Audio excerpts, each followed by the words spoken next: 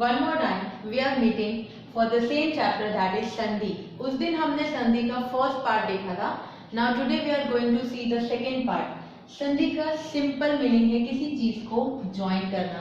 This was already we discussed in the last period how to join। उसके बाद संधि की डेफिनेशन में हमने देखा कैसे दो लेटर्स को चेंज के साथ ऐड किया जाता है। Then two types of sandhi, one was sandhi and the second one is संयोग। This both is having a rule for the sandhi only, but the simple thing that is different, sandhi is going to be change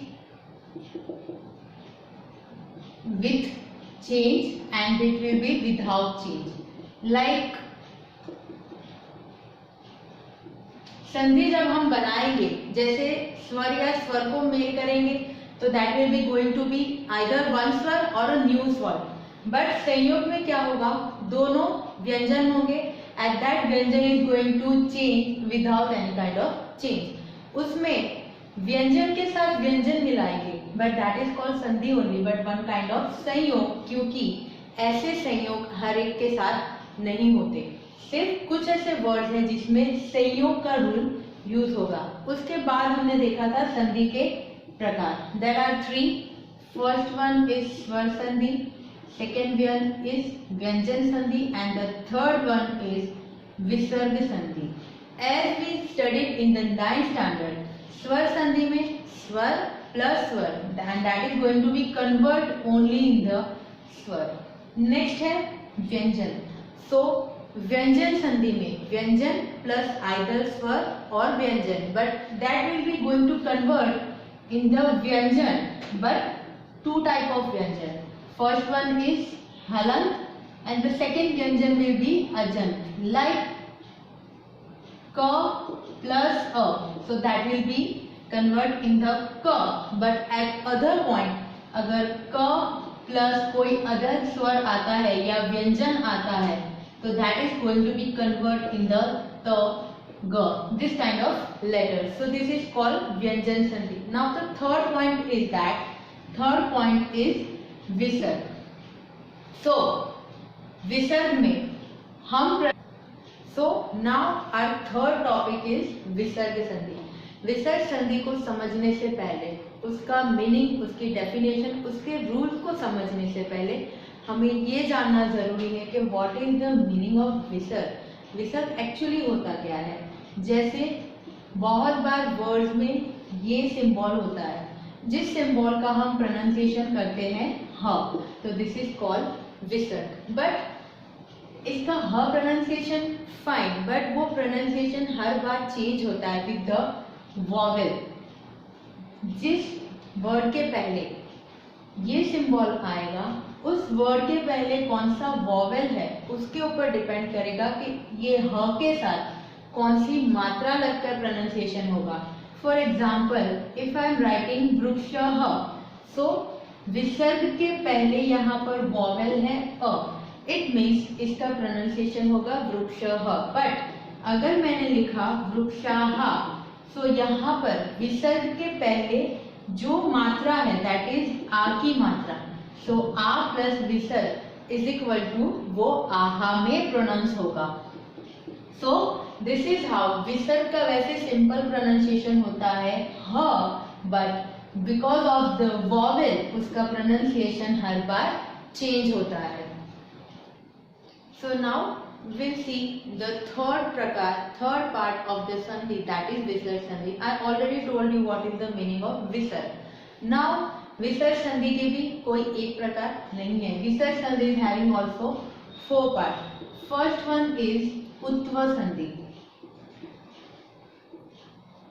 Second one is ratva sandhi.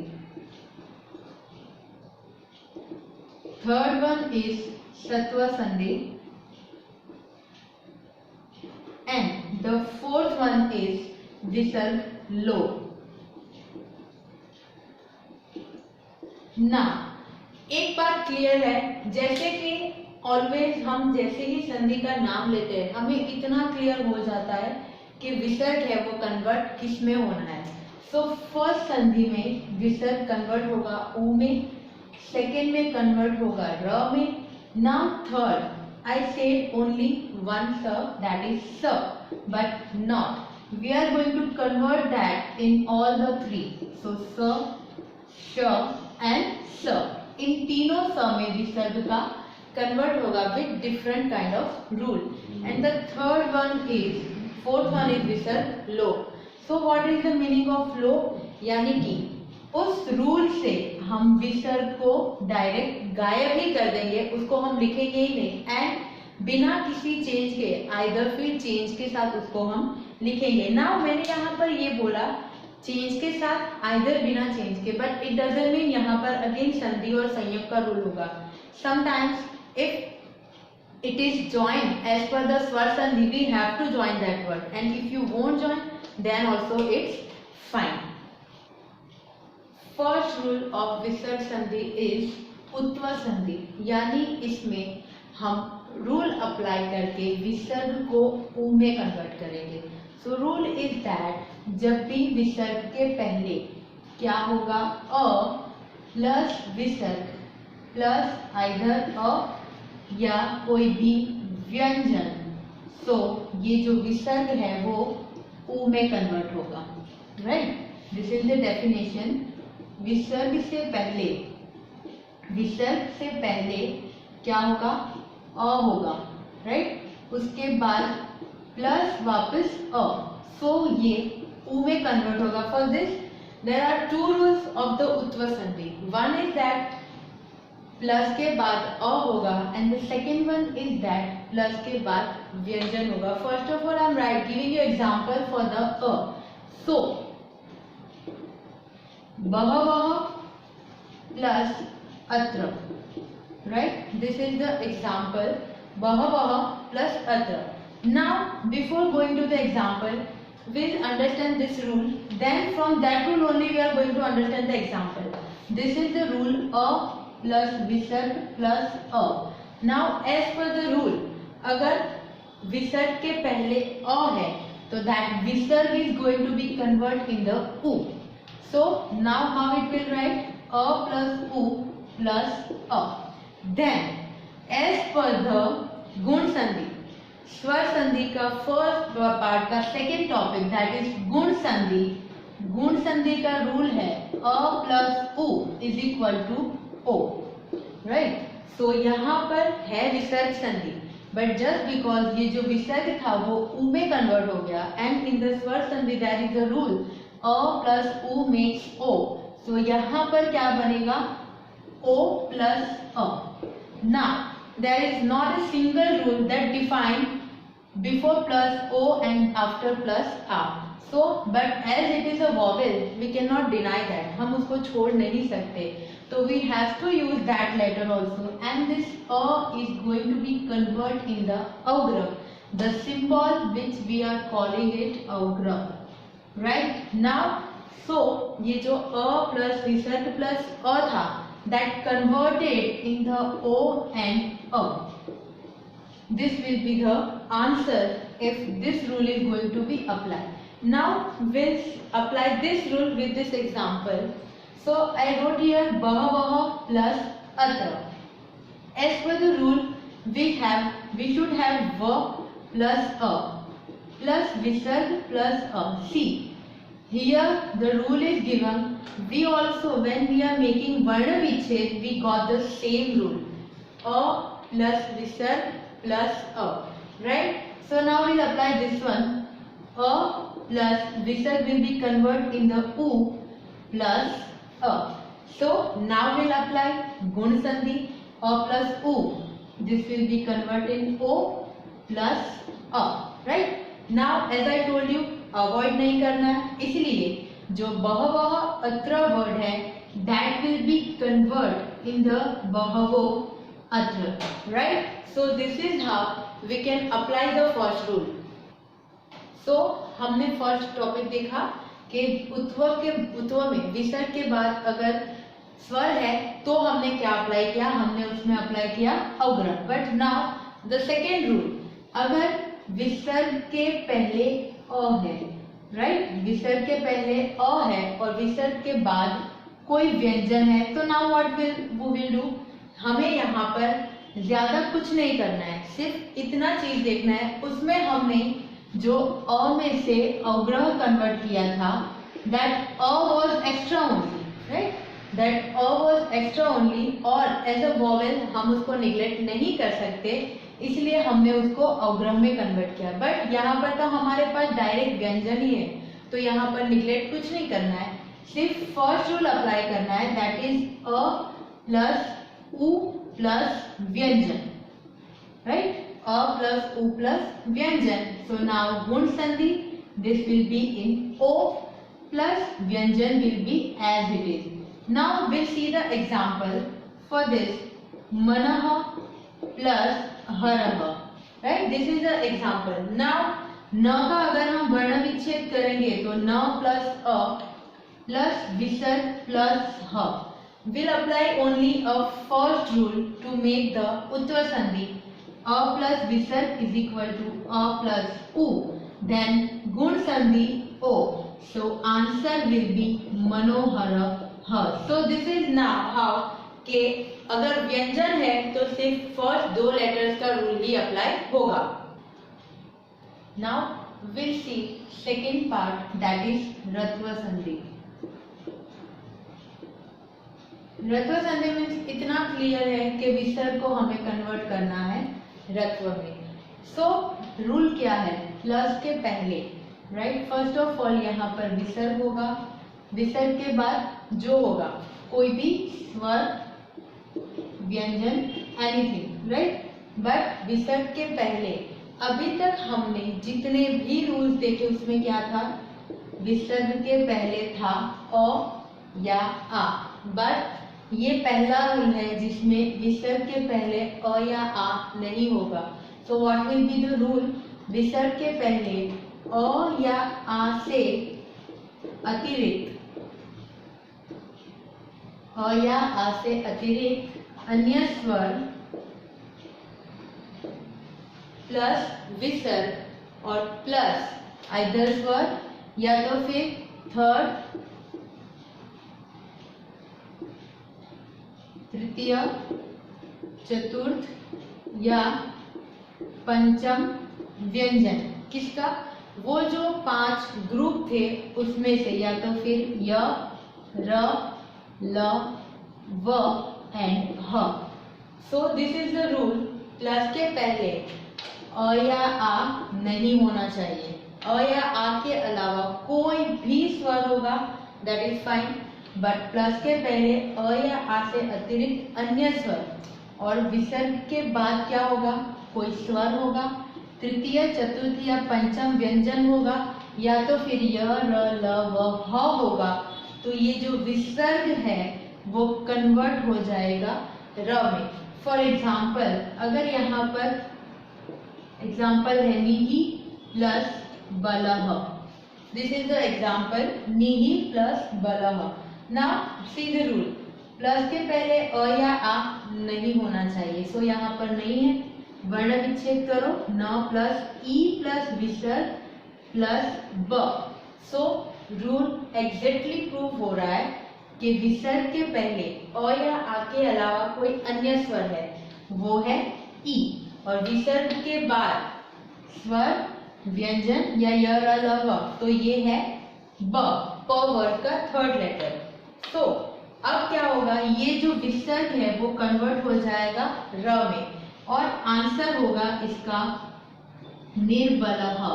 ना, ये हमने रफार में क्यों लिखा, हमने answer लिखा निर्बल, राइट, ये रफार में क्यों लिखा, बिकॉज विसर्ग के बाद व्यंजन है, और जब भी विसर्ग के बाद व्यंजन है और र कन्वर्ट हो रहा है तो ये स्वर ना होने की वजह से वो रफार में जाएगा।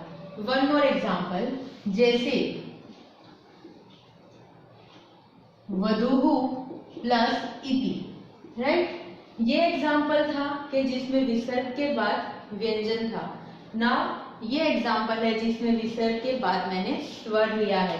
अगेन रूल सेम रहेगा, वधूः, क्यों, क्योंकि यहाँ पर अ आ के अलावा अन्य स्वर है, दैट इज बड़ा ऊ, राइट। तो वधूहु, वधु प्लस विसर्ग प्लस स्वर, दैट इज ई। सो ये जो विसर्ग है वो र में कन्वर्ट होगा प्लस ई, और क्योंकि इसके बाद और कुछ नहीं था तो र हलंत में आएगा, और इति है, इति भी अकेला है, किसी व्यंजन के साथ ज्वाइंट नहीं है, तो ये इति र हो जाएगा। सो आंसर होगा वधु रीति। सो दिस इज, अगर स्वर आया तो वो र पूरा हो जाएगा, और अगर व्यंजन आया तो वो र रफार में जाएगा। The third topic that is सत्व संधि। सो सत्व संधि में हम विसर्ग को किस में कन्वर्ट करेंगे, स में कन्वर्ट करेंगे, बट तीनों श में कन्वर्ट करेंगे विथ डिफरेंट रूल।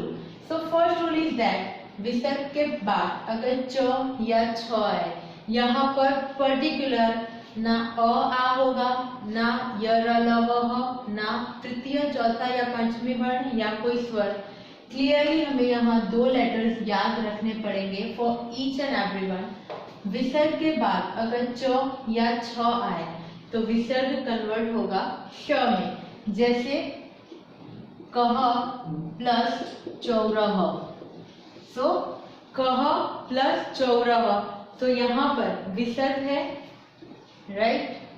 विसर्ग के बाद क्या चाहिए, च या छ चाहिए, तो उस च या छ में से च है, तो डेफिनेटली जो जो विसर्ग है वो कन्वर्ट होगा श में। बट विसर्ग के बाद एज यहाँ पर व्यंजन है तो वो आधा लिखा जाएगा और आंसर बनेगा कर चौरह, right. So this is how कि विसर्ग को च की वजह से श में कन्वर्ट किया, और एस स्वर ना होने की वजह से वो आधा ही रहेगा। Now the second one, this is done. Now the second one, again two particular letters that is ट और ठ। ट और ठ हमें याद रखना है फॉर मेकिंग श, यानी षटकोण वाला श। विसर्ग के बाद अगर ट या ठ आए तो विसर्ग श में कन्वर्ट होगा, जैसे निहि प्लस ठुरह, right. This is the example. विसर्ग है, यस, ट या ठ में से कुछ है, हाँ है। सो जो विसर्ग है वो कन्वर्ट होगा श में, और अगेन यहाँ पर स्वर ना होकर व्यंजन है, इसलिए ये श आधा लिखा जाएगा और आंसर बनेगा निष्ठुरः। The third one that is हमें कैसे विसर्ग को स में कन्वर्ट करना है। सो इसमें विसर्ग के बाद त या क होना चाहिए। For this we are having numbers of example, even हम लोग यूज भी करते हैं अपनी लाइफ में। नमस्कार, नमस्ते, ऐसे वर्ड हम यूज करते हैं, बट हमें पता नहीं होता है कि यहाँ पर ये रूल लगते हैं। हमें लगता है सिंपल वर्ड है, लेटर्स को ज्वाइन करके बना दिया, दैट्स इट। तो नमः प्लस कारः, दिस इज द एग्जाम्पल। विसर्ग है, यस, त या क में से कुछ है, हाँ क है, तो विसर्ग स में कन्वर्ट हो जाएगा, और ये जो नमः कार है वो बनेगा नमस्कार, right. This is the three rules to making श, एंड स। This is the fourth rule that is विसर्ग लो, यानी जब इनमें से कुछ रूल अप्लाई होगा तो विसर्ग को हम रिमूव कर देंगे और लेटर्स को एज इट इज ज्वाइन करके लिख देंगे। तो फर्स्ट रूल इज दैट सह और एषः, सह या एषः प्लस उसके बाद क्या होगा, अ के अलावा अन्य व्यंजन। आज तक अभी तक हमने बहुत से देखे उसमें जिसमें स्वर थे, बट इसमें क्या होगा, सह, जैसे कि सह प्लस अ के अलावा अन्य स्वर या व्यंजन। सो हम लेंगे एग्जाम्पल सह प्लस याति। एज पर द रूल सह है, यस सह है। नेक्स्ट है अ के अलावा अन्य स्वर या तो फिर व्यंजन। यहाँ पर अ नहीं है, डेफिनेटली कोई स्वर और स्वर भी नहीं है, लेकिन यहाँ पर क्या है, द सेकेंड थिंग इज के व्यंजन है, तो विसर्ग का क्या हो जाएगा, लोप हो जाएगा। तो इसको हम डायरेक्ट लिख देंगे स याति। अब यहाँ पर हमें इसको ज्वाइन नहीं करना है, बिकॉज ज्वाइन करेंगे तो कोई मीनिंग नहीं रहेगा। सेकेंड एग्जाम्पल, सह प्लस एव, राइट, सह प्लस एव। अब यहाँ पर अगर हम सह प्लस एव करेंगे तो जैसे कि मैंने बोला था इसमें अ के अलावा अन्य स्वर चलेंगे, तो यहाँ अ के अलावा अन्य है तो दैट इज एव। हम यहाँ विसर्ग को रिमूव करके अगेन लिखेंगे स एव। Now second rule is that uh plus अन्य स्वर आइदर व्यंजन। यहाँ पर पर्टिकुलर हमें स और एशव दिया था, लेकिन यहाँ पर अह दिया है। तो अगर सेम तरीके से अगर हम देखेंगे तो इसमें भी रूल तो सेम अप्लाई होना है, क्योंकि सह के पीछे भी अह है और एशव के पीछे भी अह है। But for this also so अतः प्लस एव, राइट, अतः प्लस एव अकॉर्डिंग टू रूल। त को अगर हम वर्ण विच्छेद करेंगे तो त प्लस अह प्लस एव। रूल के अकॉर्डिंग अह है, यस, अन्य स्वर या व्यंजन स्वर है। नाउ अब हम विसर्ग को लोप करेंगे तो इसका आंसर आएगा अतः एव। अब अगर वृद्धि संधि के अकॉर्डिंग अ प्लस ए वो बड़े ए में कन्वर्ट होता है, तो अगर हम इसको अतः एव लिखे दैट इज ऑल्सो फाइन, और अगर हम इसको अतैव लिखे तो भी fine. This can also work and this can also work, so दोनों में से कुछ भी लिख सकते हैं। Now the last rule of the विसर्ग संधि दैट इज आहा plus anything. Anything means what, यहाँ पर कुछ पर्टिकुलर नहीं है, कोई भी स्वर आ सकता है, कोई भी व्यंजन आ सकता है, बट अगर आहा है तो वहां पर विसर्ग का लोप होना है। जैसे कि एग्जाम्पल अगर हम लेंगे तो देवाहा प्लस जयंती, राइट, देवाहा प्लस जयंती, this is the only rule के जहां पर प्लस के बाद एनीथिंग कुछ भी आए तो वहां पर विसर्ग का लोप हो जाएगा। रूल के अकॉर्डिंग व प्लस आहा, यस, आहा दिया है, आहा है हमारे पास, और एनीथिंग तो उसमें व्यंजन है, तो सिंपल तरीके से देवा जयंती।